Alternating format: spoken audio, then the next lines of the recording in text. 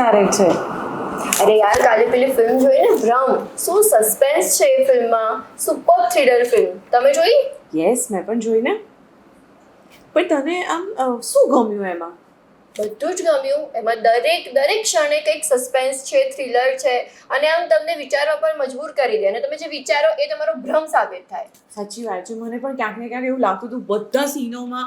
અને યાર, બધાની એક્ટિંગ તો મને એટલી બધી ગમી ને કે ખરેખર એ વખાણવા લાયક છે. એમાં પણ અભિનયે જે કામ કર્યું છે યાર, પોલીસ ઇન્સ્પેક્ટરનું જે કેરેક્ટર પ્લે કર્યું છે રાકેશનું, મજ્જો પડાવી દીધું છે બોસ, ખરેખર.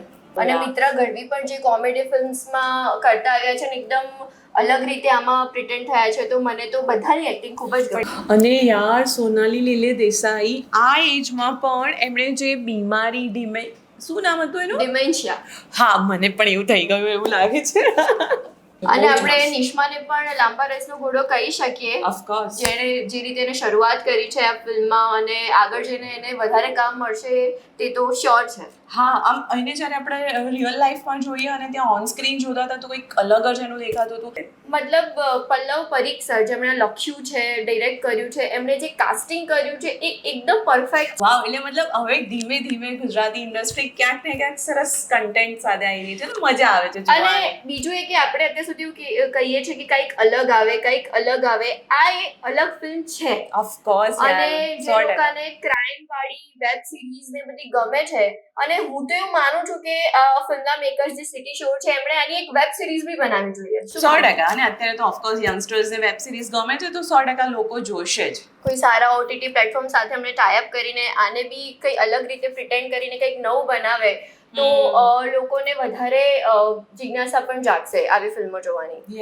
પણ મને આ આખો મહિનો જો આપણે જોઈએ ને, તો ગુજરાતી ફિલ્મનો બહુ સરસ દોર રહ્યો ક્યાંક ને ક્યાંક. આપણે શસ્ત્ર જોયું, જય માતા દી લેટ્સ રોક જોયું, પછી સરપ્રાઈઝ જોયું. યસ.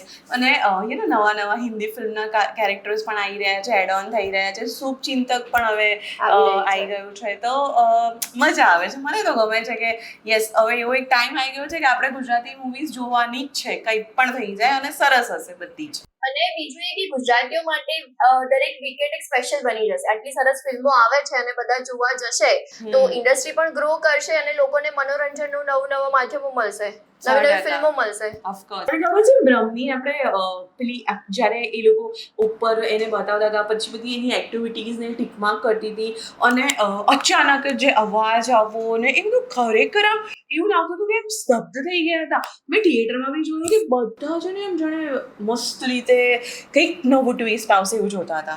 અને આમ તમે સીટ પર બેઠા હો ને તો એક સેકન્ડ માટે તમે આમ થઈ જાઓ કે હવે શું થશે. અને એની જે માયા કેરેક્ટર બતાવ્યું છે, સોનાલી લીલે દેસાઈએ કર્યું છે, એની દીકરી શ્રદ્ધાનું ખૂન થઈ જાય છે, અને આગળ શું થાય છે એ દર્શકોને જોવાની ખૂબ જ મજા આવશે. અને મેઇન તો એનું BGM. યાર, શું BGM છે ફિલ્મનું. અને એમનું જે સોંગ હતું તારી હકીકત, એ તો ખૂબ જ વાયરલ થયું છે. એ લોકોએ જે ફ્લેશ મોબ કર્યા છે બધે એમની માર્કેટિંગ એક્ટિવિટીઝમાં, સો એ સોંગ તો અત્યારે ખૂબ જ ટ્રેન્ડમાં છે. 100% એ લોકો સુધી પહોંચ્યું જ છે, અને એમાં કોઈ સવાલ જ નથી. અને એ ઇન્ટરવલ પહેલા એવું લાગતું હતું કે યાર ક્યાંક શું આવશે, અને પછી તો બસ મતલબ મૂવી પૂરું ના થાય ત્યાં સુધી આપણને એવું લાગે ઓહો, અને પછી આ મસ્ત, ખરેખર બહુ જ સરસ. દર્શને જે મ્યુઝિક આપ્યું છે એ કમેન્ડેબલ છે, અને ખરેખર આ ફિલ્મ બધાએ જોવી જ જોઈએ એવું હું તો માનું જ છું. જે આમ કોમેડી, રોમાન્સ, એ બધી ફિલ્મો તો આપણે જોઈએ જ છે, અને એ હવે આપણને છે જ કે આ તો આવવાની જ છે. પણ આવી કોઈ થ્રિલર ફિલ્મ આવે તો આપણે ગુજરાતીઓએ તો જોવી જ જોઈએ, કારણ કે આપણી ગુજરાતી ભાષામાં છે. બરોબર છે. અને હવે ગુજરાતીમાં આવા સરસ કન્ટેન્ટ્સ આવે એટલે મજા આવે. કંઈ નહીં, ચલ હવે આપણે બહુ જલ્દી પાછી નવી કોઈ ફિલ્મ જોવા જઈશું, અને પાછા મળીશું, અને યસ, લોકો સાથે શેર પણ કરીશું. Thank you.